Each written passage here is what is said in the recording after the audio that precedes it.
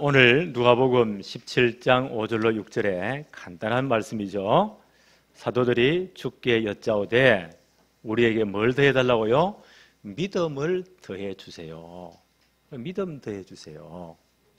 우리가 늘 가장 많이 하는 말이 믿음이잖아요. 믿음을 더해주십시오. 주님의 대답이 뭔가요? 아마 사도들은 엄청난 믿음, 하늘을 쪼개고 바다를 가르고 이런 믿음을 요구했던 것 같아요. 예수님 뭐라고 말씀하십니까? 주께서 이르시되 너희에게 겨자씨 하나일 만한 믿음이 있었더라면, 겨자씨를 성경책에 보니까 우리 참깨보다 더 작대요. 얼마나 작은지 가까이 가가지고 숨 쉬는데 코끼리 날아가 버릴 정도로. 근데 그 안에 생명이 있잖아요. 너희 믿음이 그만큼 하나만 있어도 어떻게 된다고요? 겨자씨 하나일 만한 믿음이 있었더라면 이 뽕나무 들어 뿌리가 뽑혀서 바다에 심기어라 하였을 것이요 그것이 너희에게 순종하였으리라. 이런 창조 역사가 재창조에서 일어난다는 거예요. 그러면 이렇게 작은 믿음이라도, 그 말은 예수님께서 너희들의 이런 믿음이 없구나 책망하는 거겠죠. 그래서 오늘 제목이 뭐예요? 하나님이 원하시는 믿음이 어떤 믿음인가? 우리 아브라함을 너무 잘 아니까 아브라함을 모델로 해서 아브라함의 생애를 가지고 믿음을 한번 살펴보기를 원해요. 아브라함이 메시아 부름받죠. 갈대아우르 에서 75세 때 하나님 부름을 받아요. 그 부름받을 때 하나님께서 어마어마한 언약적인 축복, 5가지 축복 약속했잖아요. 그 언약 가지고 당장 역사 일으킬 정도로 일해야 되는데 그렇지 않습니다. 근데 아브라함이 받은 언약적인 약속의 키가 뭔가요? 창세기 3장 15절 주인공이에요. 그리스도가 반드시 네 씨로 말미암아, 네 몸에서 날 그 씨로 말미암아 이 하나님의 역사의 계보, 창세기 3장 15절에 메시아 계보를 이어가겠다는 거예요. 그것 때문에 모든 축복을 함께 주겠다는 거예요. 그래서 이 약속을 믿고 아브라함이 가나안 땅 들어왔죠. 그때 나이가 몇 살이다고요? 75세. 그러면 당장 아들을 주어서 하나님의 계획이 이루어질 걸로 그렇게 착각한 거예요.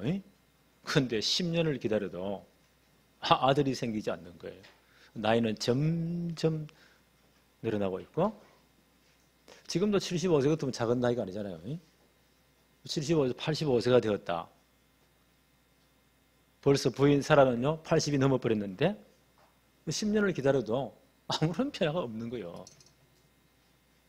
마치 우리가 학습받고 주는 그리스도시요 살아계신 하나님의 아들이시고 세계 복음화 다 하고 산업성교 참여해 보니까 세상 돈 내일 다 벌 끝에 아직까지 없잖아요. 예수는 그리스도 모든 문제 해결자 전부 다 끝나야 되는데 아직 안 그렇잖아요. 10년이 지났는데도 아무런 증거가 없는 거예요. 그 사람이 초조해지잖아요. 아니 나이는 점점 늘어나고 있고. 그리고 85세쯤 되니까 이 부인들은 살아가 마음이 안달이 나는 거예요. 이게 진짜일까? 불신앙이 막 흔들린 거예요.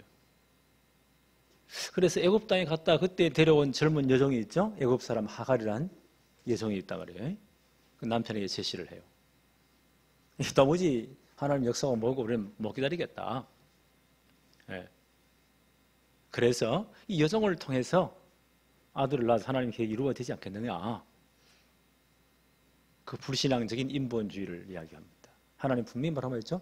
네와 네 몸에서 날짜, 사람의 몸에서 날짜를 통해서 이 언약의 시를 통해 하나님 하시겠다는데 거기에 의심이 생긴 거예요. 그래서 이 불신앙의 제안을 아브라함이 받아들인 거예요. 동의한 거예요. 그래서 86세에 아들을 낳았어요. 이름이 누구라고요? 이스마엘. 이스라엘이 아니에요. 이스마엘. 지금 저 중동을 보세요. 다 아브라함의 후손이거든요. 아랍에 있는 그 모든 사람들도 우리는 아브라함의 육신적인 후손이다 하고 주장해요. 이스라엘 땅에 있는 그 사람들도 우리도 아브라함의 언약의 자손들이다. 하여튼 이 두 그룹이 보세요. 박이 터지라 계속 싸우는 거예요.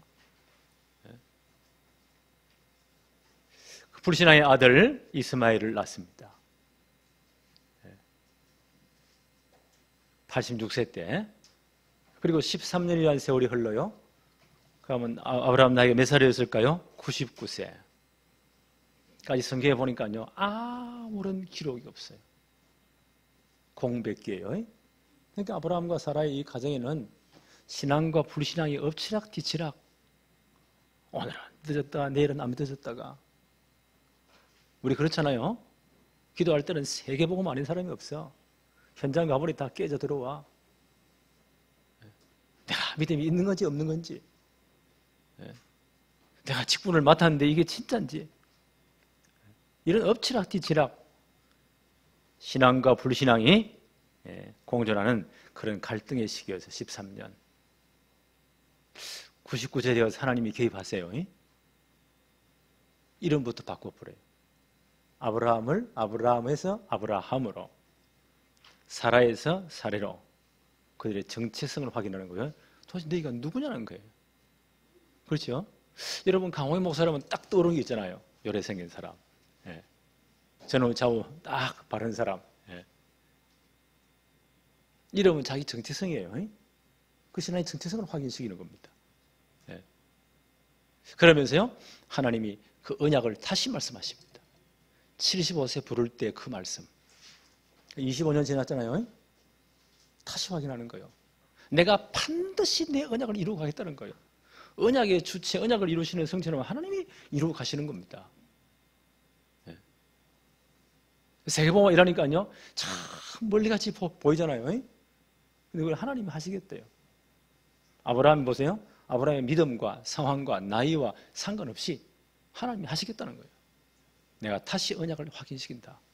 반드시 너와 사라의 몸에서 날짜를 통해서 하나님의 언약이 이루어질 것이다 라고 다시 한번 확인하시면서 그에게 작은 겨자씨 같은 믿음.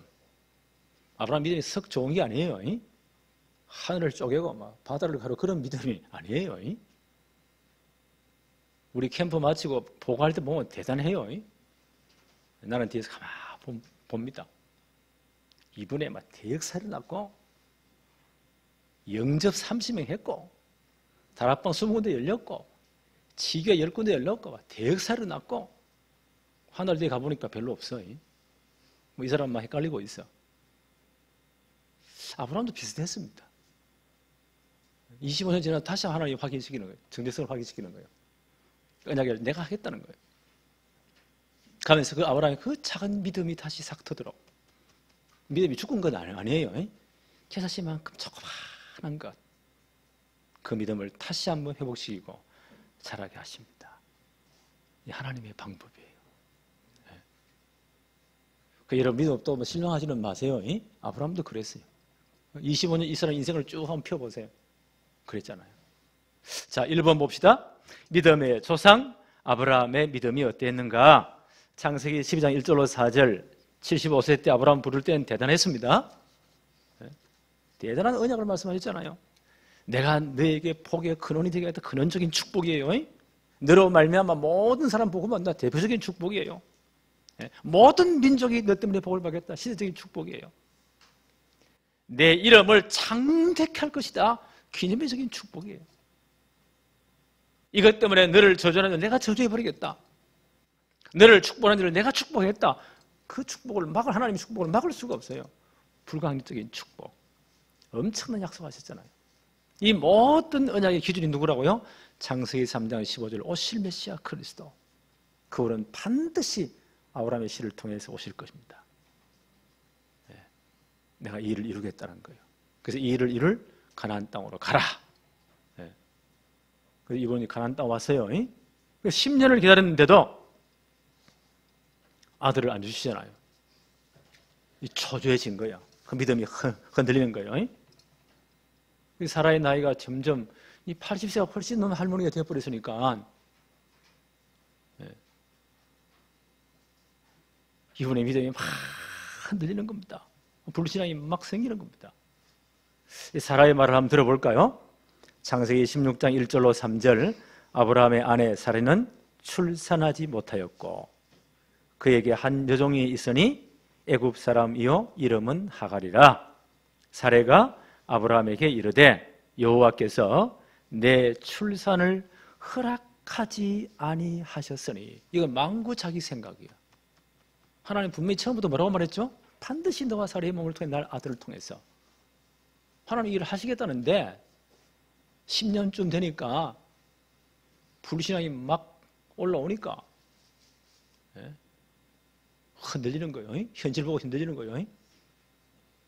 그래서 핑계를 댑니다. 여호와께서 내 출산을 허락하지 아니하셨다. 이거 자기 생각이잖아요. 우리하고 비슷하죠? 비슷해요. 이게 우리 수준이나 이분 수준이랑 비슷하죠? 허락하지 아니했으니 그 자기 생각인데 원컨대 내 여종에게 들어가라. 내가 혹 그로 말미암아 자녀를 얻을까 하노라 하매. 이 까병이 참 큰 병이에요. 이때 아브라함이 보세요. 왜 그러냐? 믿음에 탁 서라고 진짜 하나님 믿자고 해야 되는데 이 양반도 흔들리는 거예요. 아브라함이 사레의 말을 들으리라. 맞는 거거든. 환경에 극복한 겁니다. 현실에 굴복해 버린 겁니다. 그래서 아브라함이 사레의 여종 하갈을 통해서 아들을 낳았는데 그 아들이 누구라고요? 이스마엘이었다. 현실이 믿음 앞에 현실에 믿음이 굴복해 버린 겁니다. 참 안타깝죠. 86세에 이스마엘 낳았어요. 성경에 보니까 한 13년 하나님이 아무런 반응도 안 보이십니다. 아마 하나님과의 교제가 많이 끊어진 것 같아요. 보니까. 창세기 17장 1절로 2절. 아브라함이 99세가 되어서요. 그럼 이스마엘 낳은 지 13년이죠. 그때 하나님 아브라함을 부르십니다. 이 13년의 기간은 어떤 기간이었다고요? 신앙과 불신앙이 공존하고 갈등하는 시기였어요. 어쩌면 내가 예수 믿는 것 같기도 하고 어쩌면 아닌 것 같기도 하고 오직 세계보험만 맞는데 내가 어떻게 멀리걸 하겠냐? 우리 꼴에 어떻게 하겠냐? 이런 갈등이 이런 혼돈의 시기였습니다. 그때 아브라함이 나타나신 거예요. 아브라함이 하나님 나타나신 거예요. 창세기 17장 1절 2절에 아브라함이 99세 때에 여호와께서 아브라함에게 나타나 그에게 이르시되 나는 전능한 하나님이라. 너는 내 앞에 행하여 완전하라. 내가 내 언약을 나와 너 사이에 두어 너를 크게 번성하게 하리라. 하나님이 언약을 지키게 하시겠다는 거예요. 성취해 가시겠다는 거예요. 그 전능한 하나님이다. 그러면서 그들의 정체성을 완전 다시 확인하는 거예요. 창세기 17장 5절 이름을 바꿔주죠. 너 이름을 아브람 이 말은요 존귀한 아버지, 존귀한 아버지란 뜻이에요. 아버 이 말이 아버지란 뜻이에요. 아버 이게 아버지란 뜻이에요. 우리도 아빠 이러잖아요. 존귀한 아버지란 해서 아브라함이라고 해라. 열국의 아버지라고 해라. 왜 너 씨를 통해서 그리스도 오시고 천하 만민이 구원받을 계획이 이루어지니까 그 아브라함 믿음 조상 될 거잖아요. 이 정체성을 확인해라. 사라에게는요 너 이름을 이제 사레라 하지 말고 사레에서 뭐요? 사라로. 사레란 말은 여주인이라는 뜻이에요. 사라라는 뜻은 열국의 어머니라고 해라. 이름을 바꾸어 줍니다. 그들의 정체성을 다시 확인시키는 거예요. 그리고 창세기 17장 19절에 이렇게 말씀하십니다. 하나님이 이르시되 내 아내 사라가 내게 아들을 낳으리니 너는 그 이름을 이삭이라고 해라. 내가 그와 내 언약을 세우리니 그의 후손에게 영원한 언약이 될 것이다. 이때 아브라함이 99세, 사라는 90세가 훨씬 넘었어요. 반드시 너의 후손을 통해서 사라의 몸을 통해서 아들을 낳게 할 것이다. 이름도 지어줬어요. 미리 지어줬어요. 이삭, 기쁨이란 웃음이란 뜻이에요. 이삭이라고 해라. 내가 그와 내 언약을 세우겠다. 그의 후손에게 영원한 언약을 언약을 성취하겠다는 거예요. 하나님 이 일을 하시겠다는 거예요. 이 모든 말을 듣고도요, 이 사람은 아직까지 왔다 갔다 합니다. 이게 안 믿어지는 거야. 우리도 그렇잖아요. 창세기 18장 11절 12절 아브라함과 사라는 나이가 많아 늙었고 사라에게는 여성의 생리가 이미 다 끊은 생산 능력이 없어요. 사라가 속으로 웃고 이르되 내가 노쇠하였고 내 주인도 늙었으니 내가 무슨 즐거움이 무슨 이 가능성이 있습니까? 하나님 이 말씀을 듣고도요 이렇게 헷갈리는 겁니다. 우리 이게 부족한 인간들의 모습이에요. 바로 이 우리 모습입니다. 하나님 뭐라고 말씀하시죠? 창세기 18장 14절에 여호와께서 능하지 못한 일이 있겠느냐? 기한이 이를 때에 내가 내게로 돌아오리니 사라에게 아들이 있을 것이다. 하나님 일을 하시겠다는 거예요. 언약 성취 주체가 우리가 아니에요. 우리가 하려니까 어려운 거예요. 세계복음 우리가 하려니까 안 되는 거예요. 렘넌트 성공시대 우리가 하려니까 여러 가지가 다 부족하고 막히는 거예요. 하나님이 하시겠다는 겁니다. 우리 정체성 진짜 확인하라는 거예요. 진짜 하나님 언약 정말 붙잡아라는 거예요. 요 99세까지 아브라함의 믿음이 그렇게 썩 좋은 믿음이 아니었어요. 이렇게 헷갈리는 믿음이었어요. 그런데 이런 믿음을요, 요 99세 100세 요 믿음에 대해서 성경은 이렇게 해석을 해줍니다. 창세기 21장 5절에 보니까 하나님의 약속대로 100세에 말씀대로 이삭이 태어나서요. 이때 아브라함의 믿음을 바울은 이렇게 해석을 해요. 로마서 4장 19절로 21절 읽어볼게요. 제가 읽어봅니다. 그가 아브라함이죠. 100세나 되어 자기 몸이 죽은 것 같고 생산 능력이 전혀 없어요. 사라의 태가 죽은 것 같음을 알고도 하나님 작업하시니까 알았다는 거예요.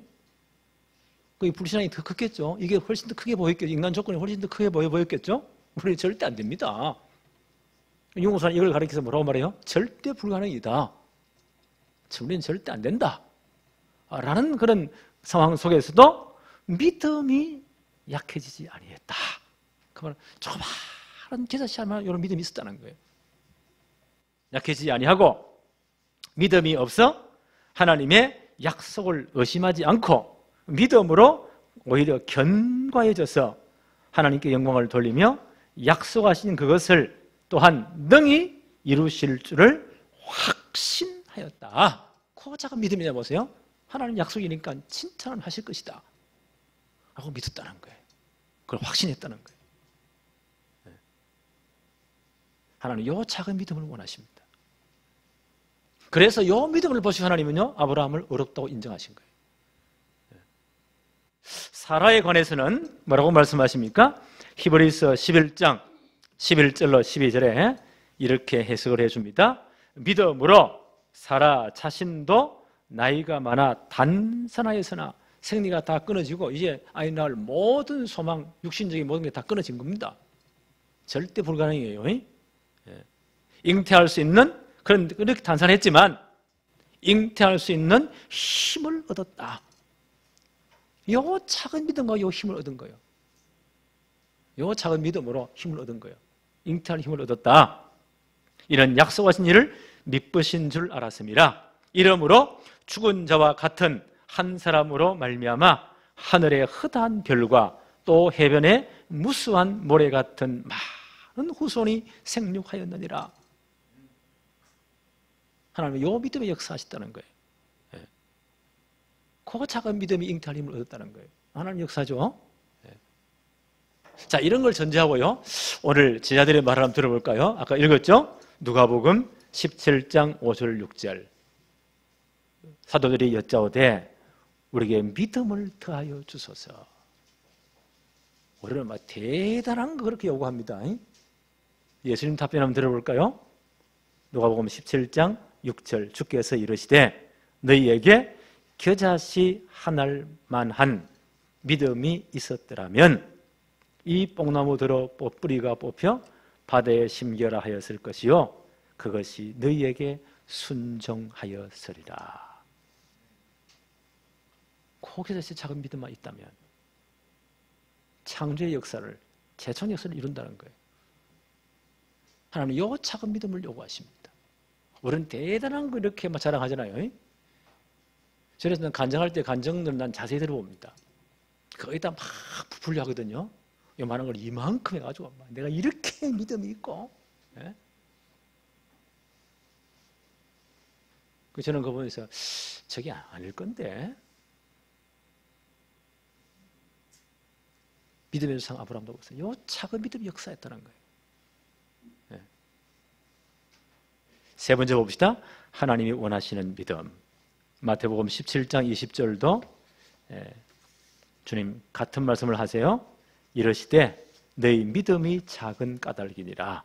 진실로 너희에게 이르노니 만일 너희에게 믿음이 겨자씨 하늘만큼만 있어도 이 산을 명하여 여기서 저기로 옮겨지라 하면 옮겨질 것이요 또 너희가 못할 것이 없으리라. 겨자씨만 작은 믿음 하나만 있어도 재청 역사를 이루겠다는 겁니다. 누가복음 13장 18절로 19절입니다. 이 겨자씨 비유를 예수님이 이렇게 설명하세요. 누가복음 13장 18절로 19절에 그러므로 예수께서 이르시되 하나님의 나라가 무엇과 같을까? 내가 무엇으로 비교할까?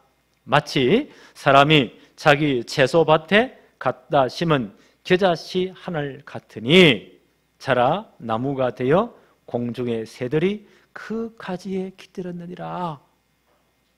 하나님 나라 비유를 겨자씨 비유했죠? 너무 작은 건데 눈으로 뭐 귀여 보일까 말까 한데요. 눈으로 보면 잘 보일 거예요. 깨알보다 적은 거니까. 근데 그걸 밭에 심었는데 그게 뭐요? 생명이 있으니까 싹이 자라서 큰 나무가 되어서 많은 새들이 깃들게 되었다. 주님 원하시는 믿음입니다. 겨자씨같이 작지만 생명이 있는 믿음, 살아있는 믿음을 요구하십니다. 작지만 생명이 있는 믿음, 살아있는 믿음. 예. 요 믿음 어떻게 생명 있는 믿음이 되나요? 요한복음 1장 12절에 영접하는 자, 곧 그 이름을 믿는 자, 예수 그리스도 이름을 믿는 자들에게는 영접하는 자, 이꼬로 그 이름을 믿는 자들에게는 하나님의 자녀가 되는 권세를 주셨다. 이 사람은 생명이 있는 믿음이에요. 왜 그렇습니까? 요한 1서 5장 12절에 이 하나님의 아들이 있는 자에게는 생명이 있고 하나님의 아들이 없는 자에게는 생명이 없느니라. 그렇죠? 반드시 예수 그리스도를 주로 고백하고 우리는 진짜 인정하고 영접해야 돼요. 로마서 10장 9절 10절 마음으로 진짜 믿어야 돼요. 아, 이분이 십자가에서 모든 문제를 끝냈구나. 그리고 이분이 그리스도라는 증거로 사흘 만에 부활하셨구나. 이 사실을 믿음으로 얻었다면 받아요. 그리고 그분을요 입으로 고백해야 돼요. 나의 구주, 나의 하나님이심을 고백합니다. 영접합니다. 입으로 신하여 구원받습니다. 그 사람이 생명이 있는 믿음이에요. 베드로전서 1장 9절 믿음의 결국 목적은 곧 영혼의 구원을 받음이라. 그래 이 사람 살아있는 믿음이 되는 겁니다. 구원받은 믿음이 되는 겁니다. 네. 그래서 우리는 정말 이 복음을 바로 알고요 제대로 그리스도를 영접해야 돼요. 복음의 능력이 얼마나 큽니까? 로마서 1장 16, 17 바울의 결론이에요. 이 복음은 내가 복음을 부끄러워 아니한다. 이 복음은 모든 믿는 자를 구원하시는 하나님의 능력이 된다. 그렇죠? 바울의 모든 결론입니다. 복음이 이꼬로 뭐요? 하나님의 능력. 앞뒤 수식어 다 빼버리면 우리가 이 복음을 제대로 복음의 주인공 그리스도를 믿음으로 우리는 구원받았습니다. 이 복음은 모든 믿는 자를 구원하시는 하나님의 능력이 된다. 첫째는 유대인 또한 헬라인에게로다. 그렇게 복음이 전개됐잖아요. 오직 의인은 이 복음을 믿는 믿음으로 사는 것이다. 생명 있는 믿음. 바로 이 믿음을 요구하시는 거예요. 그래서 생명 있는 믿음은 뭐요? 자라나게 되어 있어요. 점점점 자라나게 되어 있어요. 주님 왜 기자실을 말씀하셨고요? 아무리 작은 믿음이 생명이 있으면 자라난다는 거예요. 우리는 점검해 봅시다. 내 믿음 자라나고 있는가? 나는 진짜 생명이 있는가? 이 믿음은 정말 자라나고 있는가? 우리 생명이 좀 자라나게 되어 있습니다. 살아있는 아이는 자라나게 되어 있어요. 그렇잖아요. 네. 어떻게 믿음이 자란다고요? 로마서 10장 17절. 믿음은 들음에서, 들음은 그리스도의 말씀으로 말미암느니라. 우리가 말씀을 들음으로 그 언약을 붙잡고 기도함으로 우리 믿음이 점점 자라난다는 거예요. 그래서 예배가 중요한 거예요. 예배 시간에 다 모든 수가 중요하지만요, 말씀 선포 시간은 진짜 중요해요. 왜요? 이 말씀을 들으면 믿음이 자라니까. 그래서 요한계시록 1장 3절에 뭐라고 말씀했죠? 이 예언의 말씀을 읽는 자와 듣는 자와 그 가운데 있는 지키는 자들이 뭐가 있다고요? 복이 있다. 말씀을 읽고 듣고 지키고 그 믿음이 자라니까요. 하나님의 말씀이 얼마나 능력이 있나요? 지금도 하나님은 말씀으로 역사하시거든요. 히브리서 4장 12절 너무 잘하는 말씀이잖아요. 하나님의 말씀은 살아있고 운동력이 있어 좌우의 날선 어떤 컴보다의 수술칼보다 더 예리해서 우리의 혼과 영과 관절, 골수, 생각, 마음 우리의 참 삶의 영역을 바꾼다는, 치유한다는 거예요. 그래서 우리 말씀대로 다 붙잡아야 돼요. 특별히 강단 메시지가 그렇게 중요한 겁니다. 왜 하나님이 주님의 몸된 교회를 세우셨나요? 함께 예배하기 위해서, 영광 얻으시기 위해서. 예배의 가장 중요한 축복과 하나가요, 말씀을 제대로 받는 시간입니다. 그래서 주의 종을 세우신 거예요. 그렇잖아요? 우리 어떻게 받아야 돼요? 정말 이 말씀 하나님의 말씀으로 받아야 돼요. 데살로니가 교회에 바울이 편지하면서요, 이런 말씀합니다. 데살로니가 교회가 이 바울의 말을 참 하나님 말씀 받았거든요. 데살로니가 전서 2장 13절 바울이 이렇게 말합니다. 이러므로 우리가 하나님께 끊임없이 감사함은 너희가 우리에게 들은 바 하나님의 말씀을 받을 때에 사람의 말로 받지 아니하고 하나님의 말씀으로 받음이니 진실로 그러하도다. 이 말씀이 또한 너희 믿는 자 가운데 지금도 역사하고 있느니라. 데살로니가 교회 어떻게 받았다고요? 바울의 말을, 메시지를요, 하나님의 말씀을 받았다는 거예요. 그 말씀을 마음에 간직했다는, 그게 언약이에요. 그 말씀 붙잡고 진짜 서로 포로만 나누면서요, 확인하면서 기도했다는 거예요. 그 말씀은 지금도 역사한다는 거예요. 그렇게 믿음이 자라는 겁니다. 그럼 이제 올해 거의 다 끝나가요. 이제 11월 마지막 주간이니까 우리 점검해 봐야 돼요. 우리는 예배를 어떻게 드리고 있는가?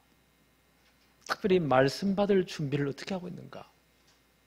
강단 메시지를 어떻게 받을 준비를 하고 있는가? 이미 우리에게는 주보도 나오잖아요. 그 설교 요약을 아예 이렇게 딱 타이핑해서 내드리잖아요. 이유가 있어요. 준비 제대로 하라고.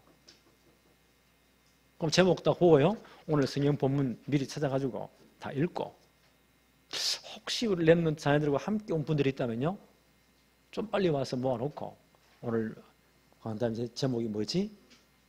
확인하는 그건 봐야 또 역사를 납니다. 그 교인들 한번 보세요. 목사님 설교할 때는 그렇게 했지 뭐 그렇지 웃기는 이야기는 확 아무리 즐겁게 웃다가